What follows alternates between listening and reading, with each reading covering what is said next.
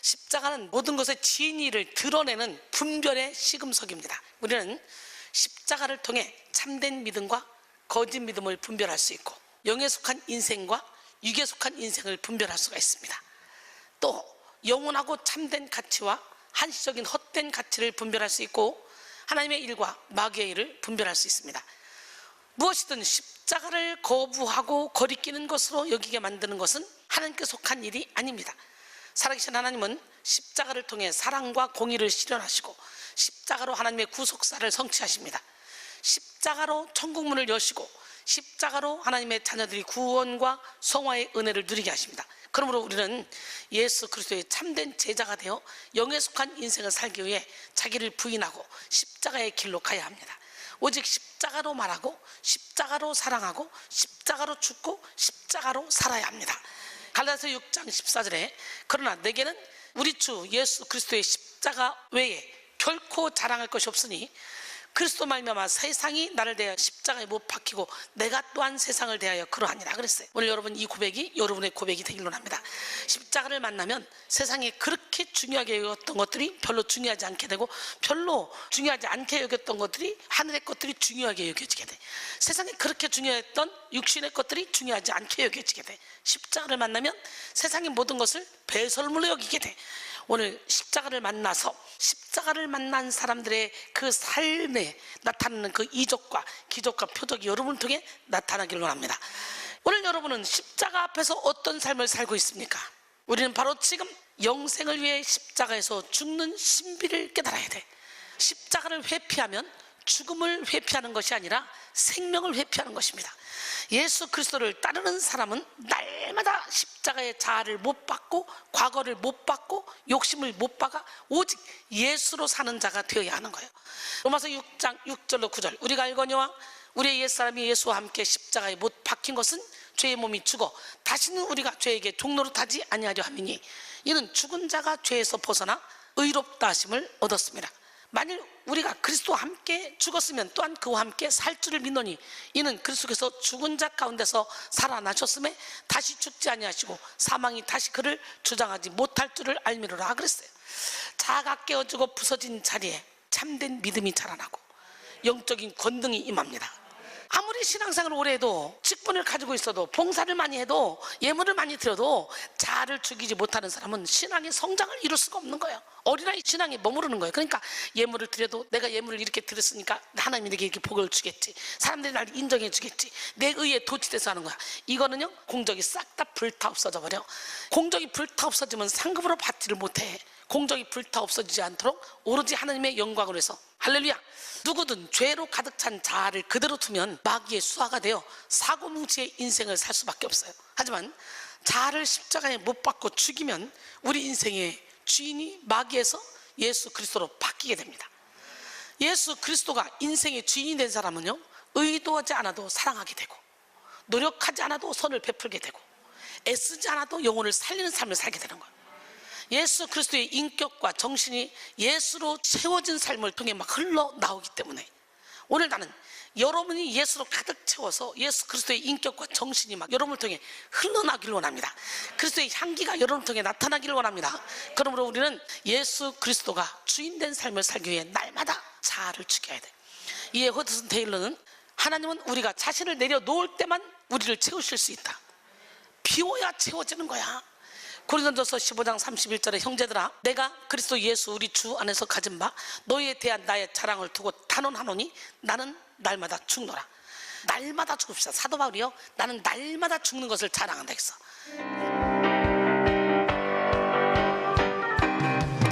우리 이제 가야 할 그 길, 천국 가기 위하여 가는 길, 나를 위해 죽으신 예수님 때문에 구원받기 위하여 가는 길, 날마다 죽어라, 날마다 죽어라, 죽어라. 나를 위해 죽으신 예수님 때문에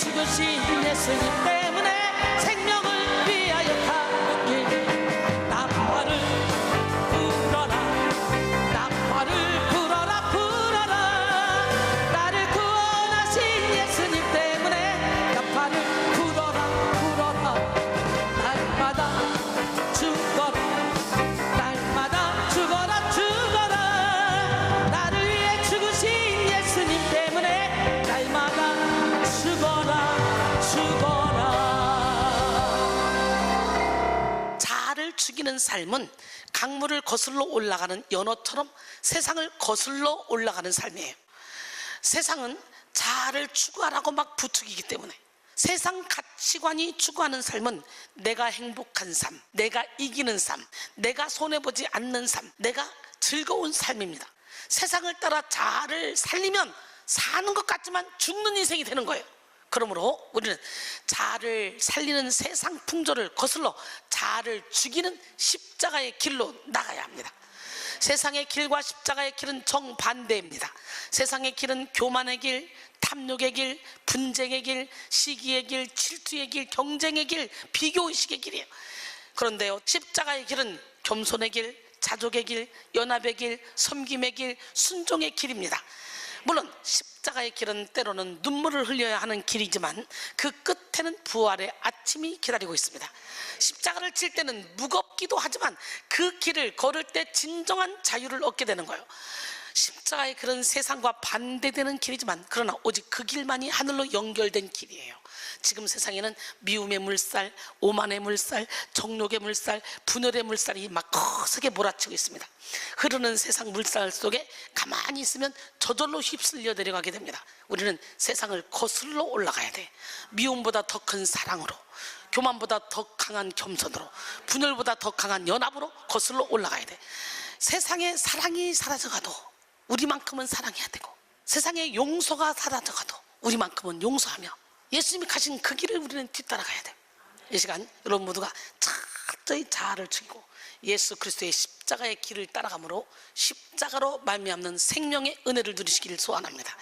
빌립보 2장 5절로 8절 너희 안에 이 마음을 품으라 곧 그리스도 예수의 마음이니 그는 근본 하나님의 본체시나 하나님과 동등됨을 취할 것으로 여기지 아니하시고 오히려 자기를 비워 종의 형체를 가지사 사람들과 같이 되셨고 사람의 모양으로 나타나사 자기를 낮추시고 죽기까지 복종하셨으니 곧 십자가에 죽으심이라 그랬어요. 오늘 본문에 등장하는 니고데모는 십자가로 말미암아 드라마틱한 변화와 성장을 경험한 인물입니다. 그는 본래 사람들의 시선을 의식하는 조심스러운 인물이었고 영적인 진리를 이해하지 못하는 육적인 사람이었어요. 지도자의 타이틀을 가지고 있었으나 영적 생명이 없었고 진리에 대한 갈망은 있었으나 진리에 대한 분별과 확신은 없었어요. 그러나 니고데모는 예수님과의 만남을 통해 변화됐습니다. 그는 십자가를 깨달았고 십자가로 하나님 나라를 경험했어. 그래서 예수님이 십자가에 못 박혀 죽으신 가장 암울한 순간에 용기 있게 나서서 예수님의 장례를 치르는 중요한 역할을 담당하게 됐어. 니고데모는 많은 사람들이 예수님을 배반하고 제자들도 다 배반하고 떠나갔잖아. 그 순간에 공개적으로 예수님의 편에 서서 예수님을 위한 시기적절한 헌신을 했어요. 여러분 모두가 니고데모와 같은 영적 변화와 성장의 은혜를 입기를 바랍니다. 십자가로 말미암아 소심한 인생에서 담대한 인생으로, 육적인 인생에서 영적인 인생으로, 아둔한 인생에서 지혜로운 인생으로 변화받아 예수 그리스도를 위한 탁월한 삶을 사시기를 소원합니다. 십자가 복음은 그 자체로 변화의 능력입니다. 십자가 복음은 슬픈 자, 불행한 자, 나약한 자를 변화시켜 세상의 빛과 소금으로 살게 하고 천국의 일꾼이 되게 합니다. 누가복음 4장 18절로 19절 주의 성령이 내게 임하셨으니 이는 가난한 자에게 복음을 전하게 하시려고 내게 기름을 부으시고 나를 보내사 포로된 자에게 자유를, 눈먼 자에게 다시 보게 함을 전파하며 눌린 자를 자유롭게 하고 주의 은혜의 해를 전파하게 하려 하심이라 하였더라. 오늘 본문은 예수님이 십자가에 못 박혀 죽으신 다음의 사건이에요. 당시 십자가 처형은 범죄 억제를 위한 최후의 수단이었습니다. 매우 잔혹하고 끔찍한 십자가 처형을 공개적으로 나타내므로 그것을 목격한 사람들이 십자가에 매달린 사람들이 저지른 것과 같은 죄를 지을 생각도 못하게 만들기 위한 거예요. 그래서 종종 십자가에 그 사람이 저지른 죄명을 적어 함께 매달았습니다. 어떤 죄를 지었는지 공개적으로 알려서 다른 사람들이 그런 죄를 저지르지 않게 했어요. 그것이 바로 빌라도가 예수님의 재판에서 십자가 위에 유대인의 왕이라고 명패를 매달게 한 이유였어요. 요한복음 19장 19절로 22절 빌라도가 패를 써서 십자가 위에 붙이니 나사렛 예수 유대인의 왕이라 기록되었더라. 예수께서 못 박히신 곳이 성에서 가까운 거로 많은 유대인이 이 패를 읽는데 히브리와 로마와 헬라말로 기록되었더라. 유대인의 대제사장들이 빌라도에게 이르되 유대인의 왕이라 쓰지 말고 자칭 유대인의 왕이라 쓰라 하니 빌라도가 대답하되 내가 쓸 것을 썼다 하니라. 십자가에 못 박히신 예수님의 머리 위에는 글을 읽을 줄 아는 사람이라면 누구나 이해할 수 있도록 세 가지 언어, 히브리어와 로마와 헬라말로 쓰여진 명패가 달리게 됐어요. 대제사장들은 자칭 유대인의 왕이라고 쓰기를 원했지만 빌라도는 그냥 유대인의 왕이라고 써서 십자가에 달려 죽은 불쌍한 실패자가 유대인들에게 걸맞는 왕이라는 뜻을 내비침으로 유대인들을 향한 자신의 경멸심을 드러냈습니다. 당시 많은 사람들이 십자가에 못 박혀 무력하게 죽은 예수님을 조롱했습니다. 백성들은 서서 예수님이 죽어가는 모습을 구경했고 관리들은 비웃으며 저가 남을 구원하였으니 만일 하나님이 택하신 자 그리스도이면 자신도 구원할지어다 하고 말했습니다. 군인들도 예수님을 희롱하면서 네가 만일 유대인의 왕이면 네가 너를 구원하라 이렇게 했습니다. 만왕의 왕이신 예수께서 스스로 유대인의 왕이라 주장하면서도 자기 목숨 하나 건지지 못하는 모습으로 비춰지며 수모를 당하셨습니다. 누가복음 23장 35절로 38절 백성은 서서 구경하는데 관리들은 비웃어 이르되 저가 남을 구원하였으니 만일 하나님이 택하신 자 그리스도이면 자신도 구원할지어다 하고 군인들도 희롱하면서 나와 신포도주를 주며 이르되 네가 만일 유대인의 왕이면 네가 너를 구원하라 하더라. 그의 위에 이는 유대인의 왕이라 쓴 패가 있더라. 예수님이 이미 자신의 십자가 죽음을 여러 번 예고하시면서 십자가 죽음에 담긴 영적 의미를 알려주셨어요. 그러나 사람들의 눈에 예수님의 십자가 죽음은 그저 패배요 수치였습니다.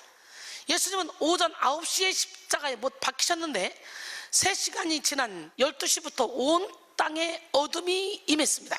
그리고 그 어둠은 예수님이 죽으실 때까지 3시간 동안 지속되었어. 하나님은 온 땅에 임할 하나님의 진노와 심판을 예수 그리스도의 십자가 위에 쏟으셨고 예수님의 죽으심은 그 모든 죄를 대속하도록 하셨습니다.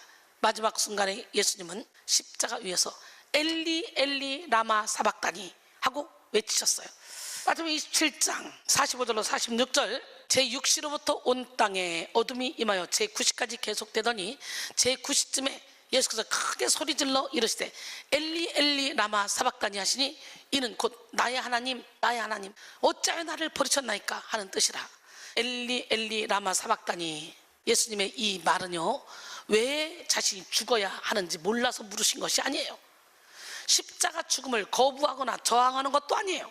예수님은 비록 현재 자신에게 일시적인 고통이 따르지만 이로 인해 온 인류에게 주어지는 죄 용서와 구원의 은혜를 내다보면서 하나님의 섭리에 순종하셨습니다. 예수님이 외친 어찌하여 이 속에는 인간 구원과 그 결과로 주어질 복에 대한 선언과 찬양이 함께 담겨 있었던 거예요.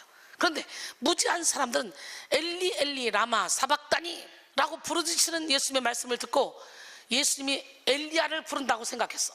무지함으로 십자가를 오해했기에 어리석은 추측을 한 것이었어요. 그러나 엘리 엘리 라마 사박다니라고 외치신 후 3시간이 지나고 예수님은 다시 크게 소리 지르시고 죽으셨습니다. 그때 성소 휘장이 위로부터 아래까지 쫙 찢어져 둘이 되고 땅이 진동하며 바위가 터지고 무덤들이 열렸어. 이런 놀라운 광경을 보고 백부장과 및 함께 예수님을 지켰던 사람들이 이는 진실로 하나님의 아들이었도다 라고 고백했습니다. 성소의 휘장이 갈라지고 무덤이 열린 이것은 예수님이 버려지신 것이 아니라 희생 제물로 드려졌다는 것을 보여주는 증거들입니다. 예수님이 죽으심으로 이제 성소에서 지성소로 나갈 길이 열리게 된 거예요. 과거에는 지성소에 들어갈 때 대제사장이 희생의 피를 가지지 않고는 결코 들어갈 수 없었어. 예수님이 피를 흘려 제물이 되심으로 이제는 더 이상 희생당한 짐승의 피가 필요 없게 된 거예요. 예수님의 십자가 죽음은 이렇게 확실한 구원과 속죄의 증거를 동반한 것이었습니다. 하지만 예수님의 십자가 죽음 앞에 용기 있게 나서는 사람들은 많지 않았어요. 예수님의 제자들을 비롯하여 예수님과 함께했던 많은 사람들은 자신들도 예수님과 한 도당이라 여김받으며 예수님처럼 죽지 않을까 두려워하며 숨었습니다. 그런데 예수님이 죽으신 이후에 예수님을 위해 용기 있게 나선 두 사람이 등장했어요. 바로 아리마대 요셉과 니고데모였어요.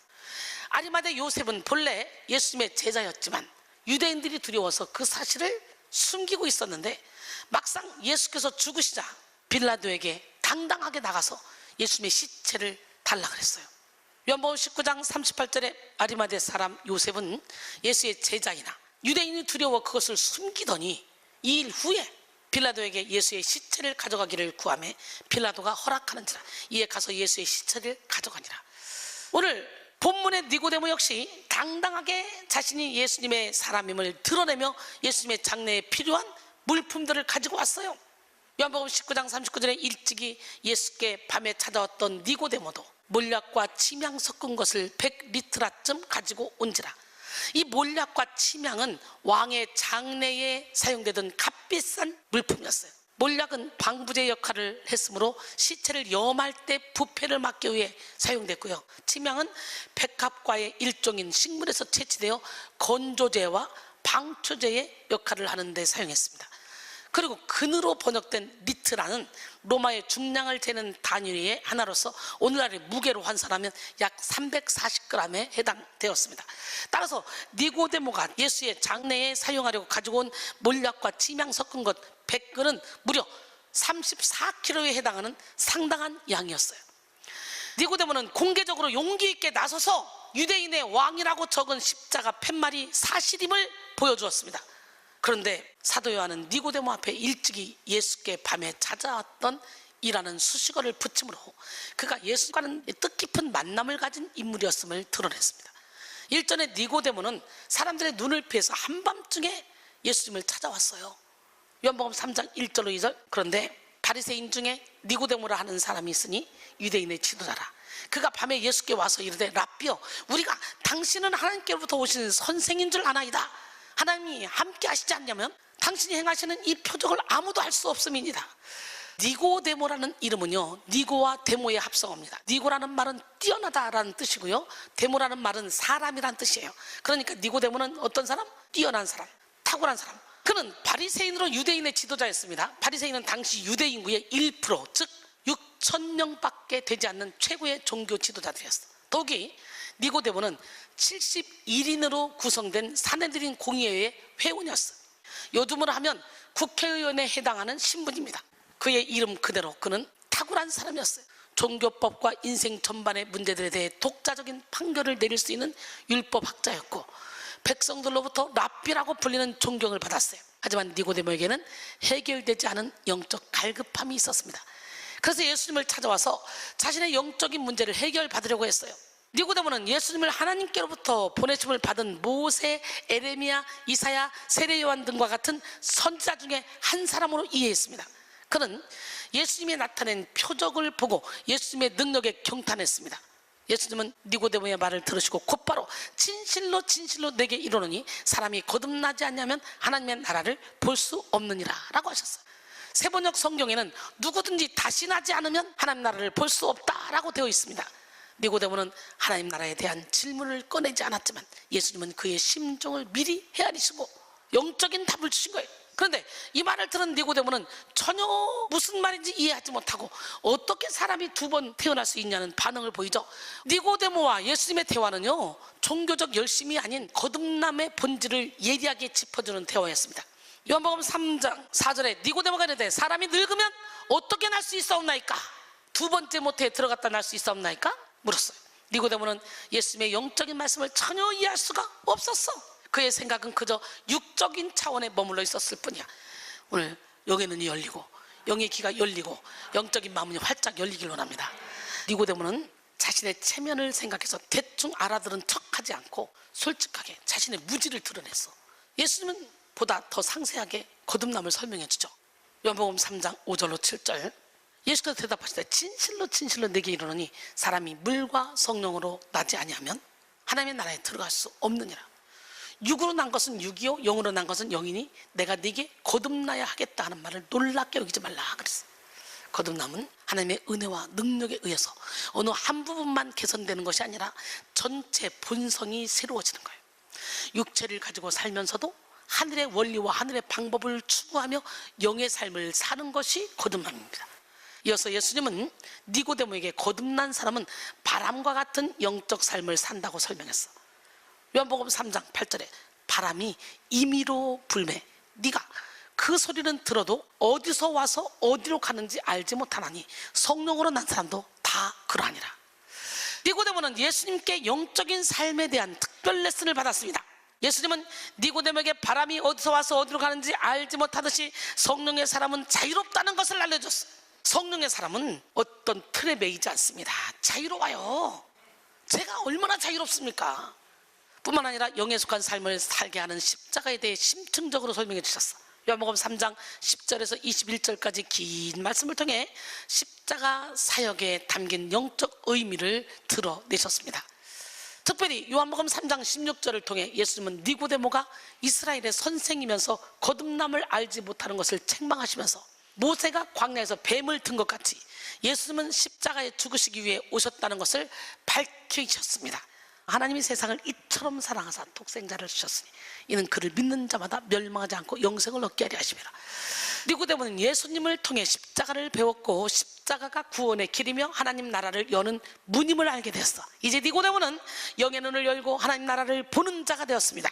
세상의 기득권을 잃지 않기 위해 사람들의 시선을 두려워했던 인생에서 모두가 예수님을 등지고 외면하는 때에 당당하게 예수님을 위해 나서는 믿음의 사람으로 변화되었습니다. 니고데모는 당당하게 예수님의 시체를 가져다가 유대인의 관습대로 장례를 치렀습니다. 요한복음 19장 40절에 이에 예수의 시체를 가져다가 유대인의 장례 법대로 그 향품과 함께 세마포로 쌌더라. 오늘 본문을 기록한 사도 요한은 니고데모가 예수의 장례 절차로 그 시신을 세마포로 싸고 향품을 바른 사실을 보도함으로써 내장을 파내고 그 안에 향품을 채우는 애굽이나 또 다른 로마의 장례 관습에 따른 것이 아닌 유대인의 장례 방법을 따랐음을 강조했습니다. 아마 장례에 참여했던 사람들은 본서에 기록된 아리마대 요셉이나 니고데모뿐만 아니라 막달라 마리아, 글로바의 아내 마리아 등 예수를 따르는 몇몇 제자들도 있었을 거예요. 예수님께서 돌아가신 시간이 금요일 오후였으므로 장례의 모든 절차들이 안식일이 시작되는 해가 지기 전에 이루어져야 했습니다. 그러므로 정성스러운 동시에 바쁘게 치러졌을 거예요. 아마 부활절 아침 여인들이 다시 향품과 향료를 준비해서 예수의 무덤을 찾은 것은 이때 시간이 급하여 시체를 향료로 충분히 씻지 못했기 때문일 거예요. 사도 요한은 이렇게 긴박하게 치러진 예수님의 장례가 예수님의 제자들이 아닌 니고데모의 주도로 이루어졌음을 드러내며 그의 영향력을 부각시켰어. 니고데모는 예수님을 향한 사랑과 신뢰의 마음을 담아 최선을 다해 예수님의 장례를 치렀습니다. 요한복음 19장 41절로 42절 오늘 본문이죠. 예수께서 십자가에 못 박히신 곳에 동산이 있고 동산 안에 아직 사람을 장사한 일이 없는 새 무덤이 있는지라. 이날은 유대인의 준비일이요 또 무덤이 가까운 거로 예수를 거기 두니라. 예수님은 단 한 번도 사용된 적이 없는 새 무덤에 장사 지내셨어. 이 새 무덤은 아리마대 요셉이 자신을 위해서 준비해 두었던 무덤이었어요. 유대인들의 관습에 의하면 왕이나 귀족과 같은 부자들은 자신과 자신의 가족들이 묻힐 무덤을 미리 준비해뒀다 그래요. 우리도 미리 납골당 딱딱 준비해 놓잖아, 나이 먹기 전에. 요셉은 자신과 가족들을 위해 아직 한 번도 사용하지 않은 무덤을 예수의 시신을 보관하기 위해서 선뜻 내놓은 거야. 또 준비일에 해당하는 파라스큐에는 유월절 하루 전날을 가리킵니다.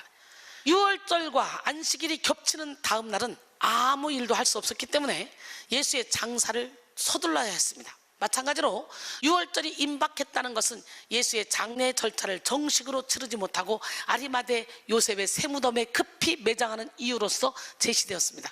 우리 모두는 니고데모처럼 십자가에 담긴 영적 의미를 깨닫고 하나님 나라를 보고 그리고 준비하며 하나님 나라를 누리는 삶을 살아야 돼.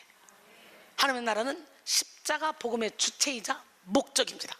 하나님의 나라에 대한 다수의 저서를 남긴 신약학자 G.E. 레드는 하나님 나라는 현재적 실체이면서 미래적 축복이고 거듭난 성도들만이 경험할 수 있는 영적 축복이면서 또한 이 세상 나라의 통치와도 관련이 있다라고 말했어요. 성도는 십자가를 통해 바로 지금 여기에서 하나님 나라를 누리고 동시에 다가올 천국을 준비하는 지혜로운 삶을 살 수 있습니다. 누가복음 17장 20절로 21절 바리새인들이 하나님 나라가 어느 때 임하니까 묻거늘 예수께서 대답하여 이르시되 하나님의 나라는 볼 수 있게 임하는 것이 아니오 또 여기 있다 저기 있다도 못하리니 하나님의 나라는 너희 안에 있느니라. 할렐루야. 로마서 14장 17절에 하나님 나라는 먹는 것과 마시는 것이 아니오 오직 성령 안에 있는 의와 평강과 희락이라 그랬어요. 하나님의 나라를 바라보는 사람은 세상의 헛된 일에 얽매이지 않습니다. 자존심이나 물질에 집착하지 않습니다. 하나님의 나라를 위해서 자신이 할 수 있는 일이 무엇인지 분별하여 그 일에 집중합니다. 십자가의 길을 가는 동안 만나는 고난과 박해를 두려워하지 않습니다.